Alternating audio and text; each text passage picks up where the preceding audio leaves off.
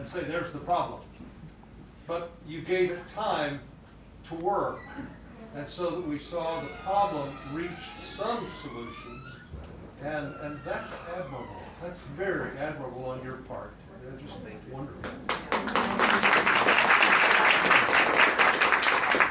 I'm actually not surprised that the film started off more with the patients, because my observation in the film was that they seemed to really be the experts by the time, that they were helping each other, and I was really captivated by how well they were doing it.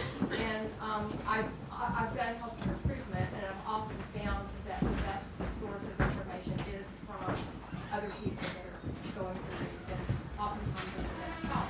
I was wondering in your process if they were always that strong and knowledgeable with respect to helping each other, or if you saw that part of it.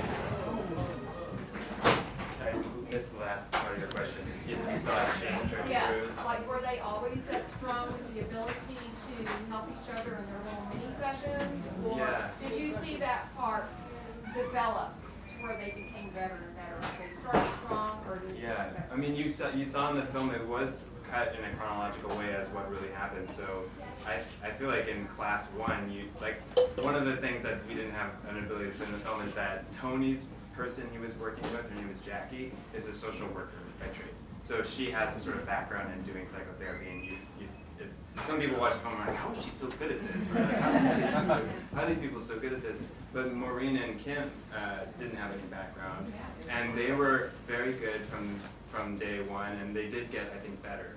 And I think you see, like, Kim in particular is really holding Maureen's sort of feet to the fire at the end. And I think the truth is, some people are better at this than others, and in a way we lucked out when we were filming that we found people who just really clicked in and understood what they needed to do for each other. And it doesn't always work out as well as that. Yep. So, yeah. I had a question. How has your reception been? I understand sometimes when you're dealing with something with mental health bill or with pain management, I did a documentary on criminal justice. When you're dealing with something that's not necessarily, it's something people are interested in, but it doesn't necessarily translate to a lot of people wanting to see it. What has your reception been? How have you just started submitting? Have you just started seeking interest? And what has your reception been? Yeah, well, we struggled to find funding. We applied for every grant there is out there and only got one, really. So that was tough. I think now that the film is finished, this is our world premiere, so obviously We'll let you know. Yeah. So far, thanks. That's great. But people are starting to have more interest. I also think the conversation around mental health is thankfully changing. But it's way different than it was 7 years ago. So yeah, we're hopeful. Have you just started submitting? Is this just like this? We started submitting a little bit last year, but this is our first festival. So Congratulations. I just want to say great film.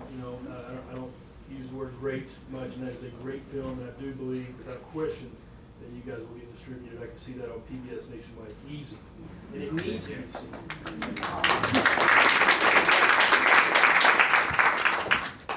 Quick question, not so much about the filmmaking, but do you know how, did those patients pay cash? Was that covered? I'm wondering about the benefits and how they got enrolled in a program like that. Yes, I'm not an expert on that, but what I remember from the time is that Dr. Schubiner says the hospital bills insurance, but I think if patients don't have the proper insurance, it's $800 to do the class. That was in 2012, so it's different now. And I think it's a typical interview with him is like $200 or $300, something like that. that intake session. But it is covered. They do Yeah. bill insurance. It's a hospital, so it's better than many other kinds of practices where the people have to charge money. The hospital can bill insurance. This isn't so much about filmmaking, but I guess it kind of identifies with a doctor. I was curious, he didn't make no references about the early psychiatrists, from 100 years back, like Charcot, that identified hysteria way back then, which is psychosomatic disorders causing these illnesses in people. And it was discovered, back in the late 1800s, I believe early 1900s. Yes. And it's kind of pushed under the rug, like, you guys, kind of showed in the film. that far back, you know, that these things were discovered. Right. Yeah, that's a good point. We don't get into that in the film. There's another film about this same topic that goes further into the past, and basically in Sarno's books he talks about Freud and Char. I don't know if he mentioned Charcot in particular, but that era of history. And I think there is a bit of a shift where people are realizing that it's less helpful in terms of attracting patients and getting patients interested in trying these treatments to talk about the unconscious mind and theories from that time period, and more useful to talk about the brain and brain science, even though you're talking ultimately about the same causal process, which is the mind-body connection and all of this. And it's a really valid point that you're making, that if you read his book, I believe he mentions Freud in his book Unlearn Your Pain. It was really our choice as filmmakers to not explore that part and keep it more in the current day obstacles and problems that the people going through this treatment were dealing with. How do you go about it? Getting people to open up about something so personal and painful with a camera stuck in their face. What on earth, Pete? How do you go about doing that? We just hung around a lot. We were just there. They got really used to us. We care about them. I mean, I think this movie is really about listening and about making space for people to own their emotions, and so we did that for our characters. They let us in. Way back. Hi there. I just wanted to say I think this film has really good timing with the opioid crisis going to the head like it is. You have the pharmaceutical prescriptions are just, they were over-prescribed for their pain. And I think this is going to be a perfect release during all of this commotion. Yeah, we hope so. Thank you. When the states sue the opioid companies and get money, that's the way they can spend it. I'm just curious, because it wasn't documented and probably going to be pricey anyway, but do you guys by any chance know how Tamara went after dropping out? Because I just found that interesting. She dropped out so early on. It's just unfortunate she didn't try to press the deal with it. Yeah, a little bit of the story that I remember is that it was not just the treatment that was a problem, it was also the documentary. So I think at the time she dropped out, she's like, I'm going to do the next class. I don't know if she ever did, because it wasn't only fear about the documentary, it was also about the treatment.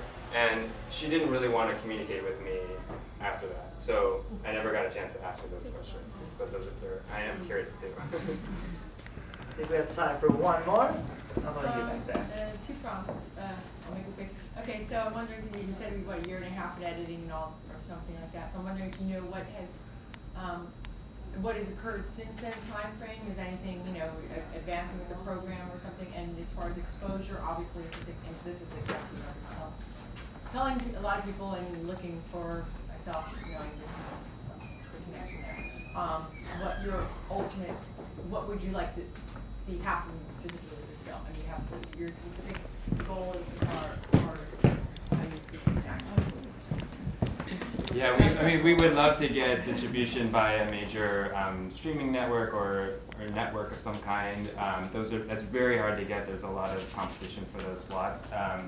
And then apart from that, we're really interested in changing the culture of how medicine is practiced and how people understand their pain. So we would really love to have screenings at medical schools, psychology programs, things like that, and patient groups.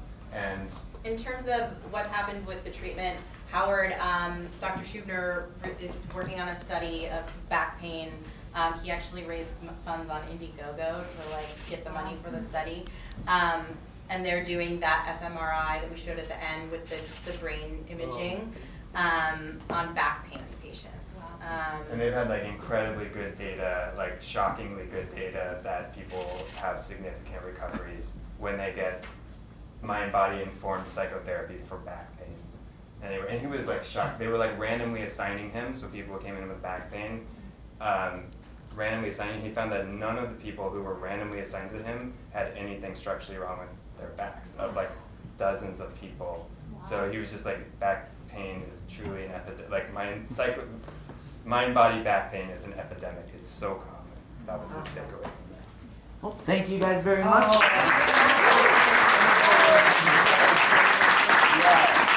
We're a small little film, so if you guys please take a postcard, they're out on the table out there, and follow, like, add your name to our email list or tell people about the film. We have a nice trailer online. Follow us on social media. Thank you guys. Also, there is an after party. Oh, there's an after party. If you want to talk more about the film, we'd love to answer any questions you have that you didn't get a chance to ask. The after party is at Fairgrounds? Yes. Fairgrounds. Fair, F-A-R-E grounds. Second and Congress. At 7 p.m. or whatever time is now. Go now, yeah. All right. Congratulations. Thank you. Such a great job. Thanks so much. Congratulations, great job. Thank you. Thanks so much. Thanks so much, Tom. It was good to see Thanks for you. watching and Great coming question. with questions. We really appreciate it. There's a backside to Bassett, as well. Yeah, be sure to vote. Luckily, there's nothing. We didn't have social media in high school. Try from another year. You know. Yeah. Most interviews were done on Friday. A lot of the, like, very facial pain clinic at UCLA. For years. It was probably financial. Okay. It was probably also, I think, just Or you a lot of them during small rooms, doctor's offices. Amazing. So, you know, it was like. It was a storytelling. Yeah, most of our decisions were financial, and it's like, just because we had to have it that way. Thank you so much. Thank you, I really appreciate it. I also very much appreciate what you did. Thank you.